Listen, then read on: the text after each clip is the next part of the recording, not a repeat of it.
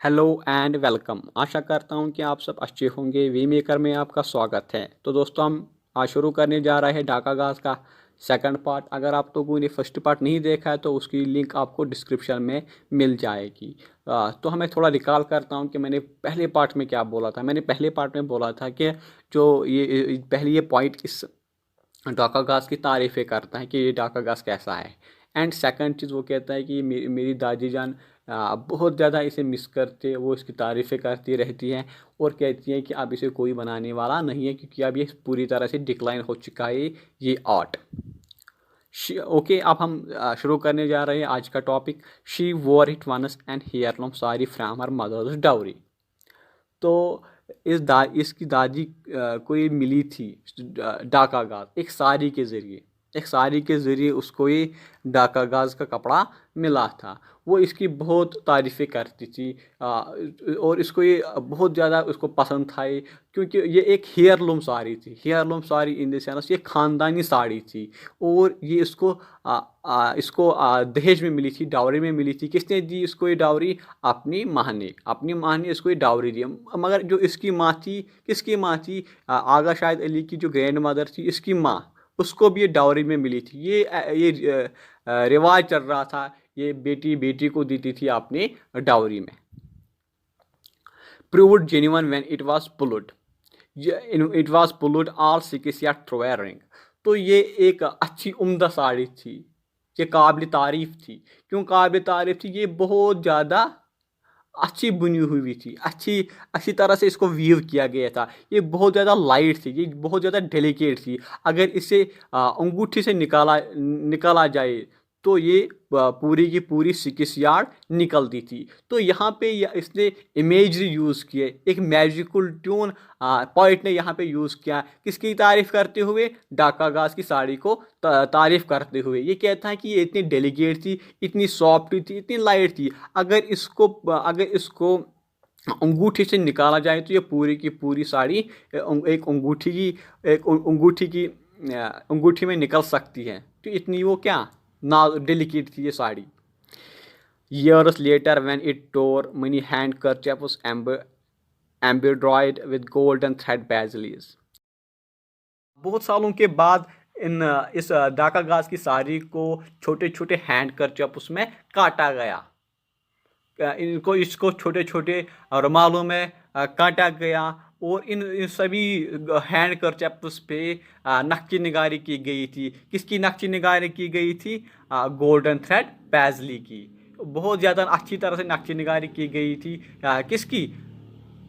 इस डाका गाज की साड़ियों को जो हैंड करचिप उसमें काटी गई। Distributed among the nieces and daughters in law those too now last. यहाँ पे पॉइंट कहता है कि इन हैंड करचिप उसको जो किसकी बनी हुई थी डाका गाज की, इनको बांटा गया किन में? अब बहू बेटियों में और भांजी भतीजों में इनको बांटा गया।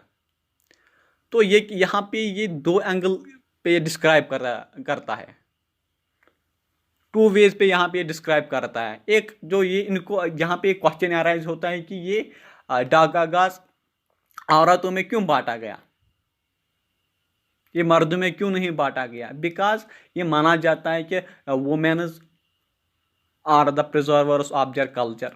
जो ये औरतें होती ये अपने कल्चर को प्रिजर्व करती है, अपने अपने ट्रेडिशंस को सुरक्षा करती है, क्योंकि इनको कल्चर अपने जान से भी ज़्यादा प्यारा होता है ठीक। ओके। और यहाँ पे और दूसरी बात ये कहता है कि जो इंडिया था इसको डिवाइड किया गया, क्योंकि सारे को अब डिवाइड किया गया छोटे छोटे हैंड करचैप्स में। यहाँ पे कहता है कि यहाँ पे एग्जांपल देते हैं, यहाँ पे पोइटिक डिवाइसेस यूज करता है कि इंडिया को बांटा गया छोटे छोटे टुकड़ों में, क्योंकि इंडिया पाकिस्तान बांग्लादेश एक ही मुल्क था। अब इसे बांटा गया। किन ने बांटा गया? अंग्रेजों ने इसको बांटा गया। उन्होंने डिवाइड एंड पॉलिसी रूल यहाँ पे अप्लाई की। उन्होंने हिंदू और मुसलमानों में मुठभेद किया। यहाँ पे कम्युनल वायलेंस हुई, यहाँ पे रिवोल्ट्स हुए। जो जो क्वालिटी किसमें बरकरार थी एक यूनिफाइड इंडिया में, वो अब सेपरेट नेशंस में नहीं है। अब डिवाइडेड इंडिया में वो नहीं है।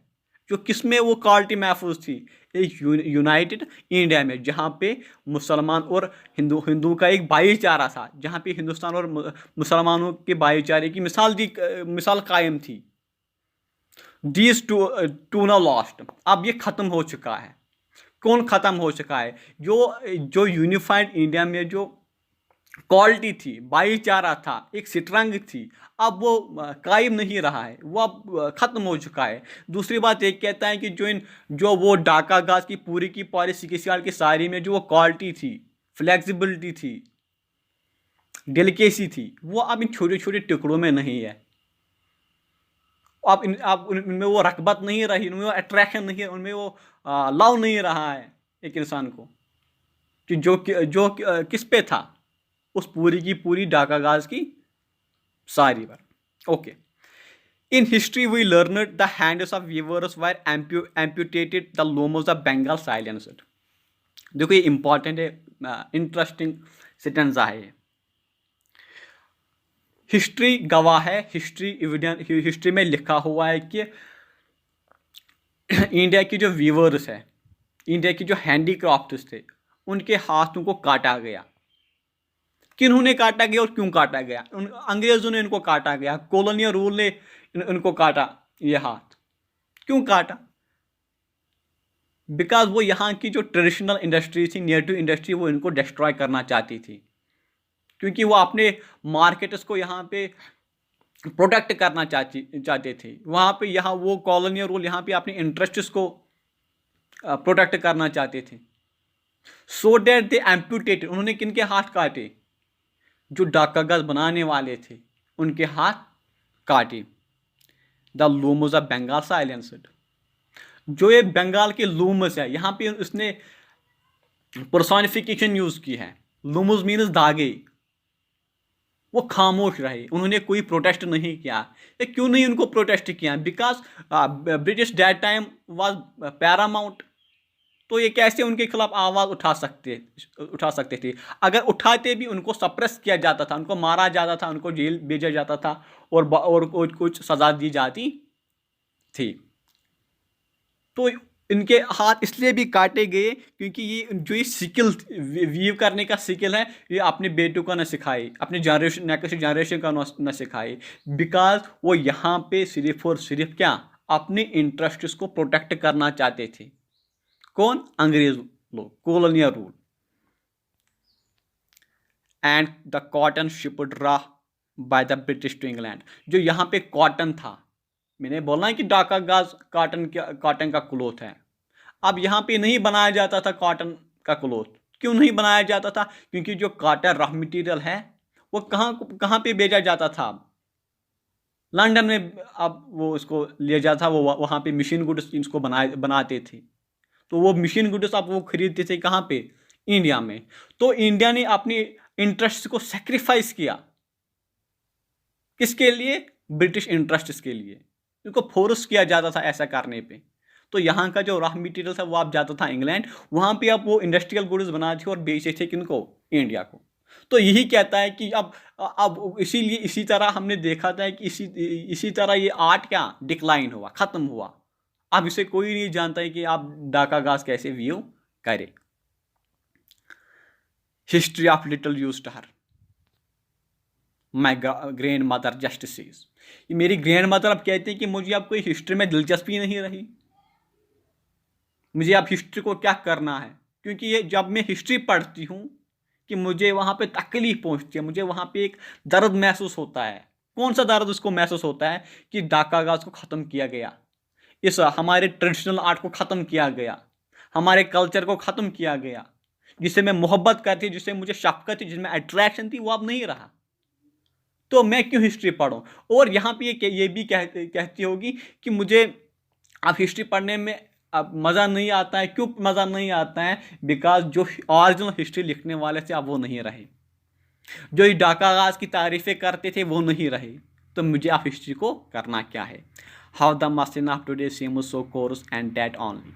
ओहो, ये कहती है कि आजकल का जब मसलिन देखते हैं, आजकल के हम कॉटन क्लोथ्स देखते हैं, तो वो खुरदरे होते हैं, उनमें वो डिलिकेसी नहीं है, उनमें वो ब्राइटनेस नहीं है जो किस में थी, जो उस वक्त के कॉटन क्लोथ्स में है, वो सॉफ्ट थे, कोरस नहीं थे, उनमें वो चमक थी, वो दमक थी, और वो ड्यूरेबल थे, और वो हल्के थे, नाजुक थे। अब जो अगर आज के कॉटन क्लोथ्स को देखो, इसमें मिक्सचर पाया जाता है, उनमें वो बुनाई नहीं है जिनमें जो किसमें बुनाई थी उस वक्त के ढाका गाज में, उस वक्त के कॉटन क्लोथ में। In autumn should one wake up at dawn to pray, can one feel that same texture again. तो ये बोलता है कि अब कोई खुदा का बंदा उठे, कब उठे? सर्दियों की रात में, ऑटम की रात में, और परवरदिगार से, अब ऊपर वाले से मिन्नत करे, दुआ करे, और अपने गुनाहों की प्रायश्चित करे, और इसी जरिए से जो ये ढाका गाज खत्म हुआ है, अब ये रिवाइव हो सकता है, और जो टेक्सचर है और फिर से वो पा सके। ये तभी मुमकिन हो सकता है जब हम सर्दियों की रात में उठे, अपने गुनाहों का प्रायश्चित करें, अपनी पापों का प्रायश्चित करें, ऊपर वाले से दुआ मांगे, इबादत करें, तो तभी हम इस ढाका गाज को फिर दोबारा पा सकते हैं। यानी कि इन शॉर्ट, हमें अपनी गलतियों को मानना चाहिए, अपनी गलतियों से हमें सबक लेना चाहिए, तो तभी हम इस ढाका गाज का टेक्सचर फिर से फील कर सकते हैं। One morning she says the air was due stretched. एक सुबह वो उठी और कहने लगी कि आज जो ये मौसम है, जो आज ये सुबह है, जो इसका हवा है, जो यह फिजा है, ये किससे भर चुका है? शबनम से भर चुका है। अब she pulled it absently through her ring.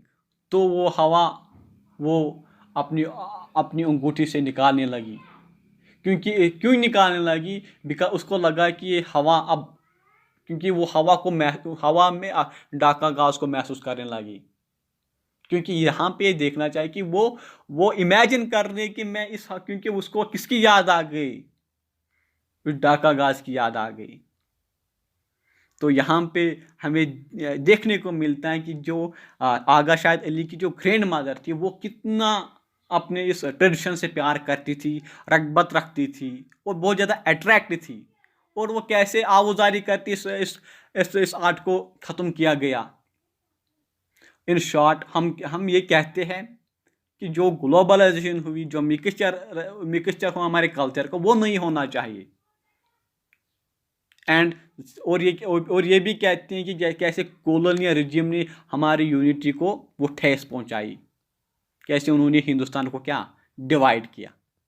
तो आई होप आपको ये समझ आया होगा। अगर कोई डाउट हो, क्वेरी हो, तो कमेंट सेक्शन में बताइएगा, और इस वीडियो को शेयर करो और चैनल को सब्सक्राइब करो। अल्लाह हाफिज़।